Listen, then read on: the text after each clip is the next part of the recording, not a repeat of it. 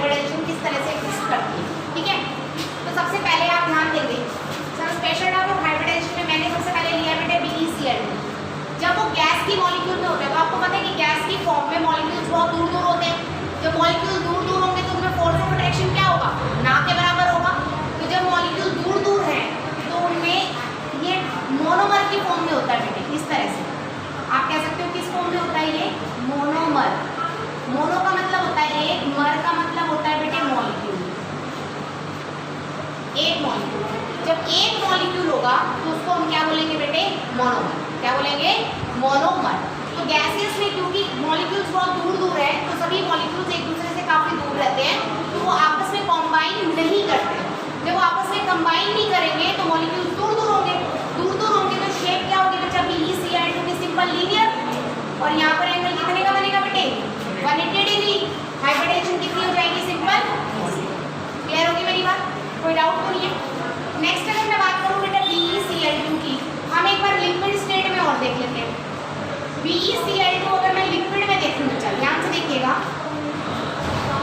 अब आप गैस के मॉलिक्यूल्स को थोड़ा सा पास ले आए, गैस के मॉलिक्यूल्स को थोड़ा सा पास ले आए तो दो दो मॉलिक्यूल्स आपस में जुड़ गए। अब आपको पता है कि गैस में मॉलिक्यूल दूर दूर होते हैं, थोड़ा सा पास ले आओगे तो गैस का क्या बन जाएगा, लिक्विड। और पास ले आओगे मॉलिक्यूल्स को तो क्या बन जाएगा, सॉलिड। ये चीज आपको क्लियर है। तो जब आप गैस के मॉलिक्यूल्स को थोड़ा सा पास लेके आते हो तो वो किस में कन्वर्ट हो जाएंगे बेटे, लिक्विड में। और लिक्विड में वो दो मॉलिक्यूल्स इकट्ठे नजर आते हैं आपको, ये से अट्रैक्ट कर लेगा, ये से। कैसे, क्वेश्चन उठता है कैसे अट्रैक्ट करेगा बेटे। कितने इलेक्ट्रॉन है, 2। यहाँ भी कितने इलेक्ट्रॉन है, 2। तो बेरिलियम के पास टोटल इलेक्ट्रॉन्स कितने हो गए, 4 इलेक्ट्रॉन्स के साथ ये क्या है, इलेक्ट्रॉन डेफिशिएंट स्पीसीज है। क्या है ये, इलेक्ट्रॉन डेफिशिएंट स्पीसीज, मतलब इसमें इलेक्ट्रॉन की क्या है, कमी है। जब इसके अंदर इलेक्ट्रॉन की कमी है तो दूसरे के इलेक्ट्रॉन को अट्रैक्ट करेगा। आपको पता है इसके पास लोन पेयर है बेटे, इधर इसके पास भी लोन पेयर है बेटे, है ना। तो यहाँ पर ये भी इलेक्ट्रॉन 2 और इसके पास भी 2 बेटे, कितने हो गए टोटल, 4 इलेक्ट्रॉन्स, है ना। तो इस बेरिलियम के पास भी इलेक्ट्रॉन 4 है, इस बेरिलियम के पास भी इलेक्ट्रॉन 4 है। तो क्योंकि इन दोनों के पास 4-4 इलेक्ट्रॉन है तो ये दोनों ही क्या कहलाएंगे, इलेक्ट्रॉन डेफिशिएंट कंपाउंड्स। डेफिशिएंट का मतलब होता है कमी, इलेक्ट्रॉन डेफिशिएंट मतलब इलेक्ट्रॉन की कमी वाले कंपाउंड्स। तो ये दूसरे के इलेक्ट्रॉन्स को अपनी तरफ क्या करेंगे बेटे, अट्रैक्ट करेंगे। ये दूसरे के इलेक्ट्रॉन्स को अपनी तरफ क्या करते हैं, अट्रैक्ट करते हैं, इस तरह से। बात समझ आई बेटे। दूसरे के इलेक्ट्रॉन्स को जब अपनी तरफ अट्रैक्ट करेंगे तो इस टाइप का स्ट्रक्चर बना देंगे। कितने मॉलिक्यूल्स मिलके जुड़े हैं, यहाँ पर 2 मॉलिक्यूल्स जुड़े हैं। इसीलिए लिक्विड में ये जनरली क्या बनाता है बेटे, डाइमर। डाई का मतलब 2, मर का मतलब मॉलिक्यूल्स। कोई डाउट है यहाँ पर, क्लियर हो गया। थर्ड हम बात करते हैं बेटे in the state of solid. Solid के अंदर बेटे इस टाइप से नेटवर्क लाइक स्ट्रक्चर बनता चला जाता है आगे। सॉलिड में इस तरह से बहुत सारे मॉलिक्यूल्स एक दूसरे के साथ जुड़ जाते हैं और आपका स्ट्रक्चर का नाम हम बोलेंगे पॉलीमरिक स्ट्रक्चर। पॉली मतलब बेटा मैनी, मैरिक का मतलब मॉलिक्यूल्स। जब बहुत सारे मॉलिक्यूल्स आपको नजर आते हैं तो उसे हम क्या बोलते हैं बेटे, पॉलीमर्स। क्या बोलते हैं, पॉलीमर्स। तो बहुत सारे पॉलीमर्स उसी तरह से कंबाइन होंगे। अब बॉन्ड यहाँ पर कोऑर्डिनेट आपको दिख रहा है, कैसे, ये ध्यान से देखिए प्लीज कैसे बना। ये आपको सिंपल BeCl2 नजर आ रहा है बेटे। इसके पास बचा 3 लॉन पेयर है, इसके पास भी 3 लॉन पेयर है, फिर आगे इसके पास भी 3 है बेटे और इसके पास भी 3 है राजे। ये बात समझ आई। अब लोन पेयर है बेटे, लोन पेयर इलेक्ट्रॉन क्या कर देगा, डोनेट कर देगा और आसानी से कौन सा बॉन्ड बना देगा, कोऑर्डिनेट। इसी तरह से यहाँ से लोन पेयर यूज किया और आपने कौन सा बॉन्ड बनाया, कोऑर्डिनेट। सेम बेटे यहाँ से यूज किया, बॉन्ड कौन सा बनाया, कोऑर्डिनेट। और यहाँ यूज किया तो बॉन्ड कौन सा बनाया, यहाँ। क्लियर होगी मेरी बात। तो BeCl2 आपकी अगर वो पूछे कि स्ट्रक्चर बताओ या BeCl2 के बारे में आपसे ये पूछे कि उसकी हाइब्रिडाइजेशन बताओ तो आप कोई भी एक हाइब्रिडाइजेशन का नाम नहीं ले सकते। ध्यान से देखेंगे प्लीज।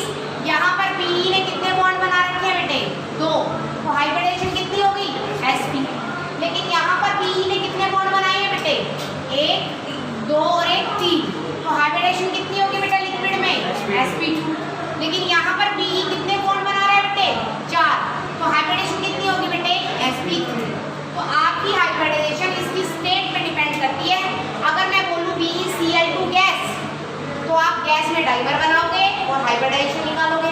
अगर मैं बोल दूं BeCl2 सॉलिड, तो आप सॉलिड में स्ट्रक्चर बनाओगे और डाइमर मतलब पॉलीमर बनाओगे और हाइब्रिडाइजेशन निकालोगे। कोई डाउट है भाई? क्लियर होगी बात? नेक्स्ट अगर हम बात करें बेटे PCl5 की, PCl5 सेम वही केस है। अगर आपका गैस की फॉर्म में है तो वो मोनोमर की फॉर्म में होगा, अलग अलग होगा। अलग अलग होगा तो PCl5 का स्ट्रक्चर देखो आपने पहले भी बना रखा है।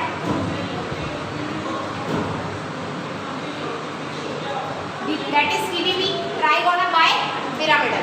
TBP का मतलब क्या है यहाँ पर? ट्राइगोनल बाय पिरामिडल, ठीक है ना? तो यहाँ पर ट्राइगोनल बाय पिरामिडल का स्ट्रक्चर बन रहा है। आपको अच्छे से मैं बता चुकी हूँ पहले, ये एंगल कितने डिग्री का होता है बेटे? 120, और ये कितने का होता है बेटे?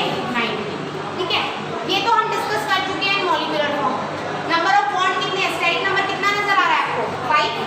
5 स्टेरिक नंबर में क्या होगी? sp3d। क्लियर है मेरी बात?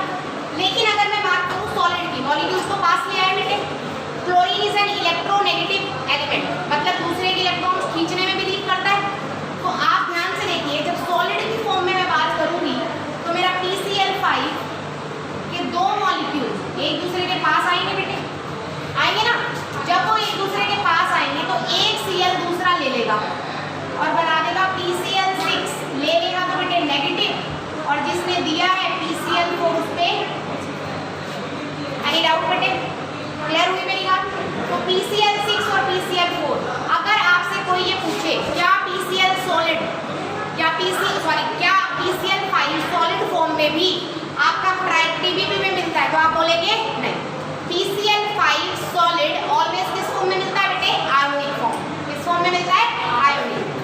कंपाउंड कौन सा है? कोवेलेंट, लेकिन मिल कौन सा मिल रहा है? आयोनिक। ये बात समझ आई? तो इसमें दो स्ट्रक्चर देखने को मिले आपको, PCl6 और PCl4। PCl6 की बात करूं, बोलो बोलो बच्चे, PCl6 की बात करूं, P1 2 3 4 5 6, स्टेरिक नंबर कितना है? 6। लॉन पेयर नहीं है, 6 + 0, हाइब्रिडाइजेशन क्या होगी? sp3d2, शेप क्या हो जाएगी? ऑक्टाहेड्रल। एनी डाउट बेटे? अगर मैं बात करूं बच्चा PCl4 की, तो 4 में केस नंबर क्या है? 4 + 0, 4 + 0 हाइब्रिडेशन कितनी होगी बेटे? sp3, और शेप क्या हो जाएगी बेटे? टेट्राहेड्रल। क्लियर हुई मेरी बात? सेम होता है बेटा Br5 के अंदर, क्योंकि ब्रोमीन एक बहुत ज्यादा इलेक्ट्रोनेगेटिव एलिमेंट है, तो क्या होगा बच्चा? Br4 पॉजिटिव और Br नेगेटिव। अब बच्चे यहाँ तो एक ही एटम है, इसकी कोई भी हाइब्रिडाइजेशन नहीं होती, नो हाइब्रिडाइजेशन। आपको पता है हाइब्रिडाइजेशन कितने मॉलिक्यूल से स्टार्ट होती है? 3 से। सबसे सिंपलेस्ट फॉर्म क्या है? sp, और sp में भी नंबर ऑफ एटम्स कितने चाहिए? 1 2 और 1 3। तो एक अकेला एटम की कोई हाइब्रिडाइजेशन नहीं होती। बात करेंगे PBr4 की बेटे, तो स्ट्रक्चर बनाएंगे P 1 2 3 4। अब बेटा इलेक्ट्रॉन कितने होते हैं P के पास? 5। तो बच्चा मैंने इस पे आयन पे कितना लगा रखा है बेटे? पॉजिटिव, मतलब एक इलेक्ट्रॉन उसने क्या कर रखा है? डोनेट कर रखा है बेटे। 1 2 3 4, स्टेरिक नंबर कितना हो गया? 4। हाइब्रिडाइजेशन क्या हो जाएगी? sp3 tetrahedral. बात समझ आ गई बेटे? कोई डाउट तो नहीं है? इसी तरह से मैंने केस लिया बेटा Pi5 का, जैसे Br4 पॉजिटिव में टूटता है उसी तरह से Pi4 positive and I negative में टूटेगा। I4 पॉजिटिव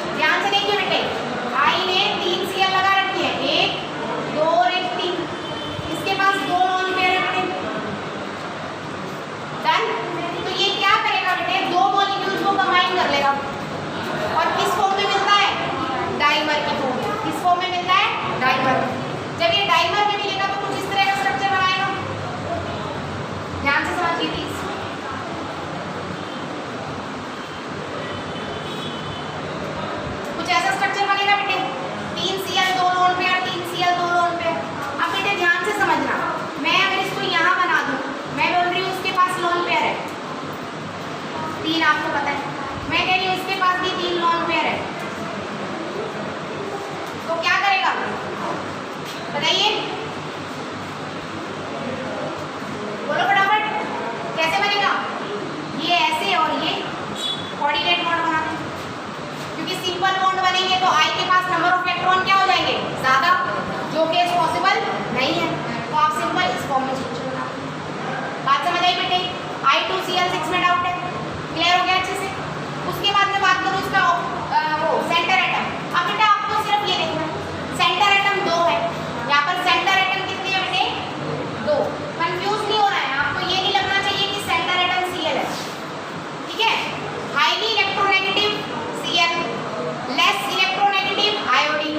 तो सेंटर एटम की कंडीशन बताई थी कि सेंटर एटम क्या होना चाहिए? लेस इलेक्ट्रोनेगेटिव होना चाहिए, बताई थी ना? तो लेस इलेक्ट्रोनेगेटिव कौन है बेटे? आयोडीन है। तो सेंटर एटम या तो इसको मानो या इसको मानो। बात समझ आई? सेम आएगी हाइब्रिडाइजेशन।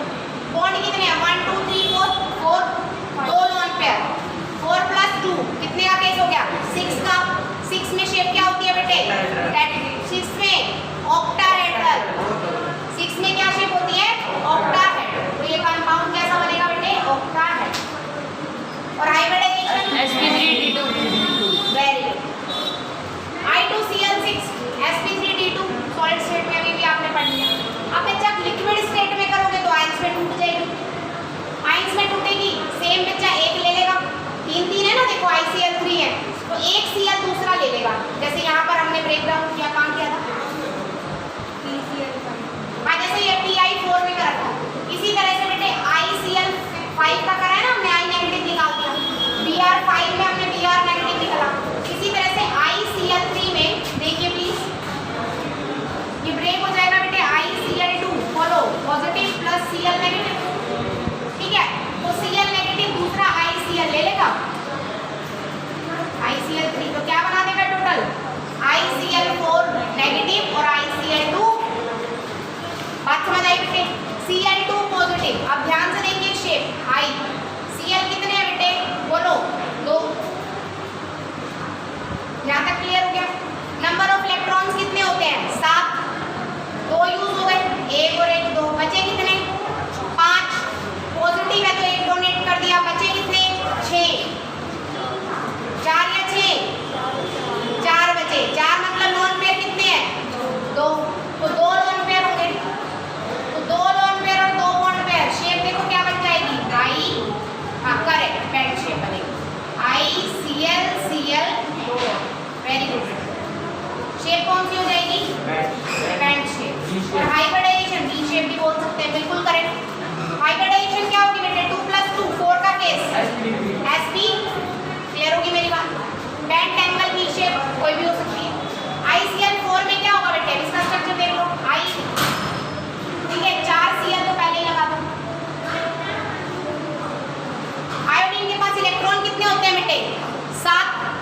1 नेगेटिव मतलब कितने हो गए टोटल? 8। लगे कितने हुए बेटे? 4। लगे कितने हुए? 4। बचे कितने बेटे? 2 लोन पेयर। 4 + 2 केस कौन सा है? ऑक्टाहेड्रल। कौन सा केस है? ऑक्टाहेड्रल। हाइब्रिडाइजेशन क्या होगी? बोलो। हाइब्रिडाइजेशन बोल रहे हो sp3d2, शेप बोल रहे हो स्क्वायर प्लैनर, ऐसा sp3 हाइब्रिडाइजेशन ठीक है। 4 + 2 में क्या होगी? sp3d2। लेकिन बेटा शेप ऑक्टाहेड्रल कब होती है? जब 6 के 6 बॉन्ड हो, 6 के 6 बॉन्ड हो तब शेप क्या होती है? ऑक्टाहेड्रल। जब 5 बॉन्ड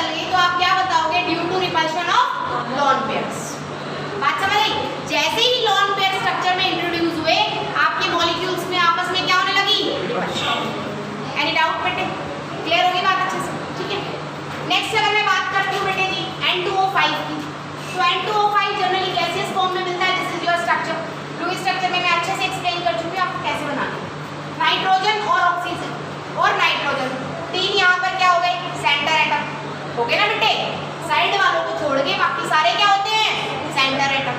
तो नाइट्रोजन में 1 2 3 ऐसे गिनूंगी, ऐसे गिनूंगी, 1 atom 2 atom 3 atom. Lone pair है क्या, नहीं है, तो 3 + 0 का case hybridisation sp2। Clear. Oxygen बोलो बेटे, 1 एटम 2 एटम और 2 क्या है बेटे, लॉन पेयर। 2 + 2 केस क्या हो जाएगा, sp3। नाइट्रोजन बोलो बेटे, 1 एटम 2 एटम 3 एटम, 3 एटम और लॉन पेयर क्या है, एक भी नहीं है, तो 3 + 0 sp2। बात समझ गए। अब N2O5 लिक्विड में अगर होगा, ये किसमें है, गैस है, लिक्विड में होगा तो आयंस में कन्वर्ट हो जाएगा, दैट इज NO2 पॉजिटिव और NO3 नेगेटिव। अब बेटा NO3 के बारे में तो मैंने आपको बता रखा है, HNO3 को क्या बोलते हैं, नाइट्रिक एसिड। क्या बोलते हैं, नाइट्रिक एसिड। और किसी भी एसिड में से अगर हाइड्रोजन हटा दे तो इक हट के क्या लगता है, A। इक हट के क्या लगता है, A। तो इसका नाम क्या होगा, नाइट्रेट आयन। क्या नाम होगा, नाइट्रेट आयन। समझ आई बात। अस हट के क्या लगता है, I। सल्फ्यूरस क्या बन जाएगा, सल्फाइड।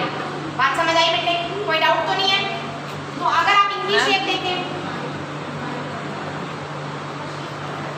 तो बेटा ये कन्वर्ट हो जाएगा NO2 पॉजिटिव और NO3 नेगेटिव में। NO2 पॉजिटिव बेटे, N के पास नंबर ऑफ इलेक्ट्रॉन कितने होते हैं, 5। ऊपर पॉजिटिव है, 1 कटा बचे कितने, 4। शेयर कितने से करेगा, 4 से, क्योंकि सेंटर एटम में नंबर ऑफ इलेक्ट्रॉन्स कितने होने चाहिए, 8। तो बेटे 2 4 इसके पास है, देखिए ब्लू से दिखा रही हूँ, ये 4 इसके खुद के, 4 इसने शेयर कर ली, तो 2 डबल बॉन्ड बन गए, 2 बॉन्डेड एटम, 2 + 0 का केस sp। करेक्ट, कोई डाउट बेटे। NO3 negative. अब बच्चे नाइट्रोजन के पास कितने होते हैं, 5। नेगेटिव मतलब एक और ले लिया, कितने हो गए, 6। 6 में बेटे शेयर कितने करेगा, सिर्फ 2। 6 है तो शेयर कितने करेगा, 2। तो यहाँ पर 2 इसने बना लिए। बात समझ आई, डबल बॉन्ड कितने हो गए टोटल, 3 + 0। इसका स्ट्रक्चर आप ध्यान से देखिए कैसे बनेगा। नाइट्रोजन आपने लिया बेटे, नंबर ऑफ इलेक्ट्रॉन कितने हैं इसके पास, 5। ठीक है, शेयर कितने करेगा, नॉर्मल शेयर करो पहले, कितने करेगा, 5 है तो बेटे कितने और चाहिए, 3। कितने और चाहिए, 3। तो डबल बॉन्ड तो ऑक्सीजन से बना लिया और सिंगल बॉन्ड एक ऑक्सीजन से बना लिया। बात समझ आई बेटे। सिंगल बॉन्ड में ऑक्सीजन के पास कितने रह गए, 5 रह गए। ऑड नंबर ऑफ इलेक्ट्रॉन्स नहीं होते हैं किसी भी एटम पे, तो आपको एक इलेक्ट्रॉन इसे देके नेगेटिव इस पे लगाना। बात समझ गए बेटे। तो 2 इलेक्ट्रॉन बचे हैं और एक O भी बचा है, तो बॉन्ड कौन सा बनेगा यहाँ पर, बात समझ आई बेटे, ये कोई डाउट तो नहीं है इसमें। तो ध्यान से देखेंगे, बॉन्डेड एटम 1 2 3, लॉन पेयर है क्या, नहीं, तो 3 + 0 का case hybridisation sp2, trigonal done. Next में FCF6 की बात करूं तो मैंने आपको बताया था ऑक्टाहेड्रल है बेटे, 4 प्लेन में लगे हुए हैं और एक अबव द प्लेन और एक बिलो द प्लेन। और यहाँ पर आपने क्या लगा रखा है बेटे, कैप्ड लॉन पेयर। अलग से अगर दिखाई जाए तो उसे बोलते हैं कैप्ड लॉन पेयर। क्या बोलते हैं, कैप्ड लॉन पेयर। क्लियर होगी मेरी बात। जब आप कैप्ड लॉन पेयर का इस्तेमाल करते हैं तो ये ज्यादा स्टेबिलिटी शो करता है। क्या करता है, ज्यादा स्टेबिलिटी। क्यों, ध्यान से समझो। अगर आपके एटम्स लगे हुए हैं, अगर आपके क्या लगे हुए हैं बेटे, एटम्स लगे हुए हैं, उनके बीच में ही आपने लॉन पेयर खड़ा कर दिया तो लॉन पेयर उन एटम्स के साथ क्या शो करेगा, रिपल्शन। इसीलिए मैंने इस लॉन पेयर को उठा के बाहर दिखा दिया, तो वो मेरा डिस्टेंस बढ़ा गया सारे बॉन्डेड एटम से, तो लॉन पेयर ने मेरे बॉन्ड एटम पे रिपल्शन क्या करी, कम, और स्टेबिलिटी क्या हो गई, बढ़ गई। बात समझ आई। तो यहाँ पर स्टेबिलिटी इंक्रीज हो जाती है। सॉलिड स्टेट में बात करूँ तो ये भी आप नेगेटिव की फॉर्म में मिलेगा बेटे, XCF5 positive and F negative. कर लोगे, इसकी हाइब्रिडाइजेशन नहीं होगी, अकेले एटम की हाइब्रिडाइजेशन नहीं होती। XCF5 पॉजिटिव, सिनॉन के पास कितने इलेक्ट्रॉन होते हैं, 8। पॉजिटिव का मतलब कितने हो गए, 7। 5 बॉन्ड बना दिए, बचा कितना, एक लॉन पेयर। तो 5 + 1 की कंडीशन दैट इज 6। 6 में शेप क्या होगी, square pyramidal, sp3। Any doubt.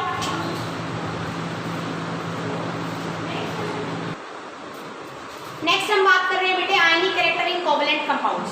मैंने आप लोगों को अभी भी आपने देखो PCl5 देखा, ठीक है, Br6 देखा, आपने बहुत सारे ऐसे कंपाउंड्स देखे जो जनरली तो कोवेलेंट बने हुए हैं, लेकिन उसके बाद भी वो बॉन्ड्स में टूट के आपके कौन से बॉन्ड्स में टूट जाते हैं, आयनिक बॉन्ड की तरह वो टूट जाते हैं, है ना।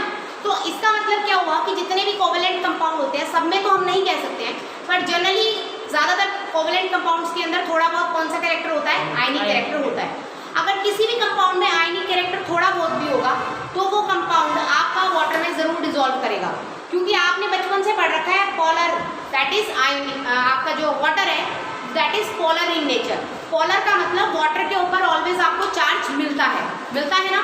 अगर आपके पास वाटर पे भी चार्ज है तो हम एक बचपन में कहावत पढ़ते थे 10th क्लास में, जैसे को तैसा, या लाइक डिजोल्व लाइक, इंग्लिश में पढ़ते थे।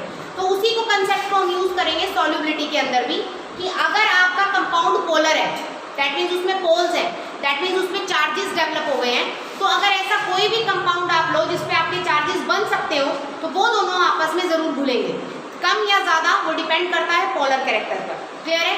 लेकिन अगर आपका कोई ऐसा कंपाउंड है जिसके ऊपर आयंस नहीं है और आप उसको वाटर में डिजोल्व करना चाहते हैं तो that is not possible.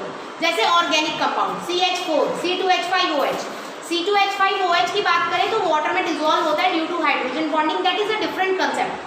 But अगर जनरली हम बात करें C2H6, ठीक है, C3H8, इस तरह से हम कोई भी मिथेन, इथेन, किसी भी ऑर्गेनिक कंपाउंड की बात करते हैं तो वो वाटर में डिजोल्व नहीं होते हैं। क्यों? क्योंकि ऑर्गेनिक कंपाउंड्स के ऊपर कभी भी पॉजिटिव और नेगेटिव का चार्ज देखने को नहीं मिलता। जब उनके ऊपर पॉजिटिव और नेगेटिव नहीं होता, इसी रीजन की वजह से हम उन्हें क्या बोलते हैं, these are ionic in nature, ऐसे बोलेंगे। फिर कहाँ खोए हुए हो, ध्यान से सुनिए ना, रिएक्ट कीजिए, गलत है तो। मैंने आपको क्या बोला है कि पॉजिटिव और नेगेटिव ऑर्गेनिक कंपाउंड्स पे नजर नहीं आएगा। जैसे बोल दिया CH4, C2H6, C3H8, उन पे आयंस नहीं है तो वो वाटर में डिजोल्व नहीं होंगे। क्यों नहीं होंगे? क्योंकि वाटर के ऊपर भी आयनिक नेचर बोलो होता है और ऑर्गेनिक पे आयनिक नेचर नहीं है, क्योंकि दोनों ही अलग अलग पोलैरिटी के हो गए, दोनों का नेचर अलग अलग हो गया, तो दोनों एक दूसरे में डिजोल्व नहीं होते हैं। कोई डाउट यहाँ तक? आगे कंटिन्यू करते हैं। तो अब हम देखेंगे कि कोवेलेंट कंपाउंड के अंदर परसेंटेज आयनिक कैरेक्टर कितना होता है और कैसे उसे पता लगाएंगे। जनरली डायपोल मूवमेंट से निकाला जाता है, जो कि आपका आगे आने वाला टॉपिक है। देखिए, आयनिक कैरेक्टर इन कोवेलेंट कंपाउंड्स में सबसे पहले मैं बात कर रही हूँ, ये फॉर्मूला किसने दिया था। मैंने फर्स्ट लेक्चर में आपको बताया था आयनिक कंपाउंड में फॉर्मूला, आयनिक कैरेक्टर निकालने के लिए फॉर्मूला होता है 16 डेल्टा प्लस 3.5 डेल्टा स्क्वायर। आज इसका नाम आपको पता लग रहा है, that is Henry Smith formula. इस फॉर्मूले का नाम क्या है? Henry Smith formula. डेल्टा क्या होता है? इलेक्ट्रोनेगेटिविटी डिफरेंस होता है बेटे। इलेक्ट्रोनेगेटिविटी डिफरेंस जैसे हाइड्रोजन का मैंने बोल दिया 2.1 और फ्लोरीन के लिए मैंने बोल दिया बेटे 4.0। तो मेरा 2.1 और 4.0 का आप माइनस करेंगे तो वो किसके इक्वल हो जाएगा? मेरा डेल्टा के इक्वल हो जाएगा। बात समझ आई बेटे? तो डेल्टा इज इलेक्ट्रोनेगेटिविटी डिफरेंस जो कि इलेक्ट्रोनेगेटिविटीज में आएगा। जैसे जैसे डिफरेंस बढ़ता चला जाएगा, आयनिक कैरेक्टर भी क्या होता चला जाएगा? बढ़ता चला जाएगा। आयनिक कैरेक्टर 0 होगा। कब 0 होगा बेटे? जब डेल्टा इलेक्ट्रोनेगेटिविटी डिफरेंस की वैल्यू क्या होगी? 0। फॉर एग्जाम्पल मैंने आपका ले लिया फ्लोरीन के साथ फ्लोरीन का बॉन्ड। मैं बात कर रही हूँ बेटे एग्जाम्पल F2 की। अगर मैं F2 की बात करती हूँ तो इसका कितना है बेटे? 4.0। इसका भी कितना है? 4.0। तो डेल्टा की वैल्यू कितनी आएगी? 4.0 माइनस 4.0 कितना हो गया बच्चा? 0। तो F2 के अंदर मैं बोलूँ आयनिक कैरेक्टर कितना है तो आप कहेंगे कितना है? 0 है। बात समझे? बट 0 एक्चुअली होता नहीं है, फिर भी थोड़ा बहुत होता है, बट हम लेट मान के चलते हैं कि हाइड्रोजन H2 में 0 ही होता है। नॉन पोलर उसे लेके चलते हैं। ध्यान से देखेंगे, फॉर एग्जाम्पल H2 बेटे, सेम मैंने एग्जाम्पल लिया, हाइड्रोजन का 2.1, दूसरे हाइड्रोजन का भी 2.1, तो 2.1 माइनस 2.1 आंसर कितना आ जाएगा बेटे? 0। तो एक्चुअलिटी में आयनिक कैरेक्टर कितना होना चाहिए? 0। बट मैंने अभी भी आपको बताया कि 0 नहीं होता है, थोड़ा बहुत फिर भी होता है, तो हम उसे निग्लेक्ट कर देते हैं। तो आपको क्लियर अगर जानना है तो हाइड्रोजन में लगभग 2% ऑफ आयनिक कैरेक्टर होता है। बात समझ आई यहाँ तक? एग्जाम्पल बेटा HCl, हाइड्रोजन की कितनी बता रखी है तुम्हें? 2.1। क्लोरीन की कितनी बता रखी है? 3.0। डिफरेंस करोगे 3.0 माइनस 2.1 कितना आ गया? 0.9। तो इसमें है ना बच्चा, डेल्टा की वैल्यू है, तो इसमें आयनिक कैरेक्टर भी कुछ ना कुछ जरूर होगा। तो बॉन्ड पेयर विल है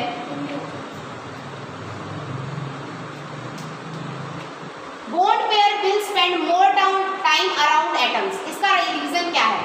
अगर आपका आयनिक कैरेक्टर होगा तो इसका मतलब जो भी सेंटर एटम है उसके आसपास ही बॉन्ड पेयर रहेंगे, ज्यादा दूर नहीं जाएंगे। बात समझ आ गई बेटे? कोई डाउट तो नहीं है यहाँ तक?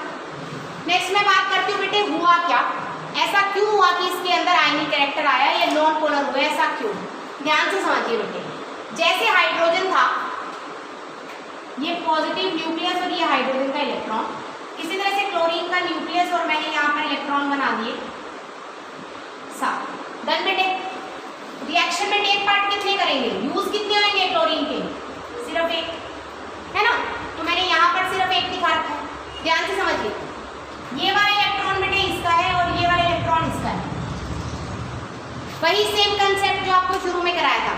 स्टार्टिंग में जब ये एटम होंगे तो इसका इलेक्ट्रॉन ये अट्रैक्ट करेगा और इसका इलेक्ट्रॉन ये अट्रैक्ट करेगा, मतलब दोनों ही एटम्स अपने अपने इलेक्ट्रॉन्स को अट्रैक्ट करेंगे। ये बात समझ आ गई? लेकिन जैसे ही दोनों पास आते हैं तो डिस्टेंस कम हुआ दोनों के बीच में। डिस्टेंस कम हुआ तो इसका न्यूक्लियस क्या कोशिश करेगा, मैं इसके दोनों ले लूं। इसका न्यूक्लियस क्या कोशिश करेगा, मैं इसके दोनों ले लूं। बात समझ आई? लेकिन ज्यादा इलेक्ट्रोनेगेटिव कौन है? क्लोरीन। ज्यादा इलेक्ट्रोनेगेटिव का मतलब आप कह सकते हैं ज्यादा दम किसमें है, ज्यादा पावरफुल कौन है? क्लोरीन। तो ज्यादा पावरफुल क्लोरीन होने की वजह से इसका जैसे हाइड्रोजन का इलेक्ट्रॉन क्लाउड ये हो गया, क्लोरीन का ये हो गया। ध्यान से देखिएगा बेटे, थोड़े टाइम बाद क्योंकि क्लोरीन ज्यादा इलेक्ट्रोनेगेटिव है तो हाइड्रोजन को बेटे छोटा कर देगा और अपने आप को क्या कर देगा बेटे, बड़ा। बात समझ आ गई बच्चा? इसी को हम बोलते हैं पोलर नेचर। क्या बोलते हैं? Polar nature. पोलर नेचर का मतलब है एक एलिमेंट, इलेक्ट्रोनेगेटिविटी का मतलब ही समझ लो, ये हाईली इलेक्ट्रोनेगेटिव है। इसका मतलब क्या हुआ, ये इसके इलेक्ट्रॉन लेके भागेगा नहीं, इसके इलेक्ट्रॉन लेके अपने पास रख लेगा। जैसे हाइड्रोजन के ऊपर उसका इलेक्ट्रॉन क्लाउड है बेटे, इलेक्ट्रॉन की वजह से उसका फील्ड है। जैसे मैं एक मैग्नेट रख दूं यहाँ तो उसके आसपास उसका फील्ड होगा ना। इसी तरह से मैंने क्लोरीन का फील्ड लिया बेटे, क्लोरीन का फील्ड थोड़ा बड़ा कर देते हैं क्योंकि इसके पास इलेक्ट्रॉन ज्यादा है। ये बात समझ आई राजे? यहाँ तक कोई डाउट है किसी बच्चे को? ठीक है, ये हाइड्रोजन का फील्ड है। अब ये क्लोरीन क्या करेगा, इस फील्ड को अपनी तरफ क्या करेगा, सिर्फ अट्रैक्ट करेगा बेटे। अगर इलेक्ट्रॉन हाइड्रोजन का लेके चला ही जाएगा तो बॉन्ड कैसा बन जाएगा, आयोनिक। आयोनिक में मैंने आपको क्या बता रखा है, कंप्लीट ट्रांसफर ऑफ इलेक्ट्रॉन। एक इलेक्ट्रॉन दे देगा, दूसरा इलेक्ट्रॉन लेगा। लेकिन इस केस में कंप्लीट ट्रांसफर नहीं हो रहा है। यहाँ पे इसने अपना इलेक्ट्रॉन रख रखा है, हाइड्रोजन ने। इस टिप को देखिए, हाइड्रोजन का इलेक्ट्रॉन यहाँ है। अब ये इलेक्ट्रोनेगेटिव ज्यादा है तो ये अपने पास नहीं लेके जाएगा, ये थोड़ा सा अपनी तरफ खींच लेगा, बस इसको अपनी तरफ रस्सा खींच लेगा। जैसे आप सभी गेम खेलते हैं ना, वो रस्से वाला, इधर भी बंदे हैं, इधर भी बंदे हैं। अगर इधर पावरफुल बंदे हैं और इधर थोड़े से कम पावर वाले हैं तो वो बॉन्ड को सिर्फ अपनी तरफ खींच पाएंगे, पूरी तरह से छीन नहीं सकते। तो है तो दोनों ही पावरफुल, लेकिन क्लोरीन थोड़ा ज्यादा पावरफुल हो गया तो उसने बॉन्ड को अपनी तरफ खींच लिया, तोड़ा नहीं है। ये बात याद रखिएगा। अगर बॉन्ड टूट गया तो बॉन्ड की टाइप कौन सी हो जाएगी, आयोनिक। बात समझ आई? कोई डाउट है बेटे यहाँ तक? क्लियर हो गया? क्योंकि ये थोड़ा सा इसका क्लाउड ज्यादा ले लिया, इसके जो इलेक्ट्रॉन का इफेक्ट था इसने ले लिया, तो इसके पास ज्यादा हो गया ना बेटे इलेक्ट्रॉन का इफेक्ट। कितना ज्यादा हो गया, बस थोड़ा सा ज्यादा हो गया। इसीलिए मैंने यहाँ पर यूज किया है डेल्टा, इसे बोलते हैं हम डेल्टा। डेल्टा का मतलब होता है बहुत ही स्मॉल, क्यू का मतलब होता है चार्ज, डेल्टा क्यू। कोई डाउट बेटे? समझ आ गई बात अच्छे से? ठीक है। पोलैरिटी ऑफ इंट्रोड्यूसिंग कंपाउंड, इस तरह से जब एक इलेक्ट्रॉन फील्ड दूसरी इलेक्ट्रॉन फील्ड को अपनी तरफ खींच लेगी तो उसमें क्या डेवलप हो जाते हैं बेटे, पोल्स डेवलप हो जाते हैं। कंपाउंड में क्या डेवलप हो जाते हैं, पोल्स। और उसी की वजह से पूरे कंपाउंड में क्या डेवलप हो जाती है, पोलैरिटी। क्या डेवलप हो जाती है, पोलैरिटी। बात समझ आई बेटे? और कंपाउंड कैसा बन जाता है, पोलर। मतलब पोलर कंपाउंड का मतलब होता है compound with poles, compound with poles. क्या होते हैं, प्लस और माइनस, या डेल्टा प्लस और डेल्टा माइनस भी आप लिख सकते हैं। एनी डाउट बच्चे? क्लियर हो गया? पोलैरिटी जितनी ज्यादा होगी, बोलो, पोलैरिटी अगर इंक्रीज करेगी तो आयोनिक कैरेक्टर भी क्या करेगा बेटे, इंक्रीज करेगा। आयोनिक परसेंट भी क्या करेगा, इंक्रीज। क्लियर हुई मेरी बात? कोई डाउट है यहाँ तक? समझ आया भाई सबको? पक्का क्लियर है? नेक्स्ट मैं बात करती हूँ HCl की बेटे। इसके ऊपर डेल्टा पॉजिटिव है, इसके ऊपर डेल्टा नेगेटिव है। हम इसको इंट्रोड्यूस कैसे करेंगे कि कोई कितना पोलर है कितना नहीं है। हमने एक फॉर्मूला निकाला, दैट इज डायपोल मोमेंट। क्या बोलते हैं उसे? Dipole moment. और उसको म्यू से डिफाइन करते हैं, म्यू। थोड़ा सा यू जैसा है भाई, बट थोड़ा सा लगे, ये यहाँ पर ऐसे रखना है, ठीक है। This is mu. पीछे हो जाओ।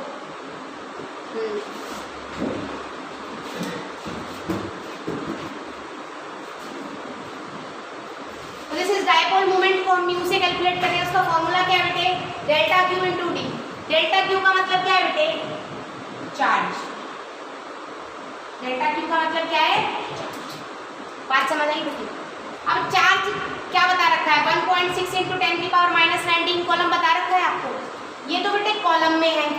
अगर आप ESU में लेते हैं, अगर यूनिट मैंने क्या यूज कर ली बेटे? ESU, तो उसकी वैल्यू हो जाएगी 4.8 इंटू 10⁻⁻10। ये आप याद रख लीजिए, कन्वर्ट करने में भी आपको बहुत इजी रहेगा, ठीक है। चार्ज और इलेक्ट्रॉन कितना होता है? जनरली आपको क्वेश्चन में कॉलम मिलेगा, लेकिन अगर ESU दिया हो तो आप उसको चेंज आसानी से कर सकते हैं। तो ESU कितना होता है? 4.8 इंटू 10⁻⁻10 ESU, और कॉलम में कितना होगा? 1.6 इंटू 10⁻⁻19। तो यहाँ पर चार्ज ऑर्डर कितना आ रहा है बेटे? 10⁻⁻10 ESU, और डिस्टेंस कितना है बेटे? एंगस्ट्रॉम बोलो। 10⁻10 मीटर। आपको लेना होता है किसमें बेटे? सेंटीमीटर में। यूनिट याद रखिएगा, यूनिट आपको रखनी है ESU और सेंटीमीटर। तो ESU का कितना आ रहा है में? 10⁻10 सेंटीमीटर में बदलो। अगर आपको डिस्टेंस एंगस्ट्रॉम में गिवन हो तो 10⁻10 मीटर और 10⁻8 सेंटीमीटर। क्लियर है मेरी बात? तो आप म्यू निकालोगे, चार्ज क्यू, चार्ज की वैल्यू कितनी है? 10⁻10 इंटू डिस्टेंस कितना है? 10⁻8। दोनों को मल्टीप्लाई कर रहे हैं आपकी यूनिट क्या आ गई? 10⁻18 ESU centimetre. Is that clear बेटे? तो ESU सेंटीमीटर को हम बोलते हैं डी बाय। क्या बोलते हैं? Debye. अगर आपको क्वेश्चंस में डायपोल मोमेंट की यूनिट डी बाय गिवन हो तो आपके लिए क्लियर है कि उसमें चार्ज को ESU ले रखा है और डिस्टेंस किस चीज में है? सेंटीमीटर। बात समझ गए बेटे? कोई डाउट तो नहीं है यहाँ पर? ठीक है। फर्स्ट मैं एटम करवा रही हूँ आपको। First case that is homonuclear molecules, diatomic molecule है। होमोन्यूक्लियर का मतलब क्या होता है? होमो का है तो यहाँ इससे आगे कल करते हैं क्योंकि इसकी टाइप दूसरी भी साथ में चलेगी।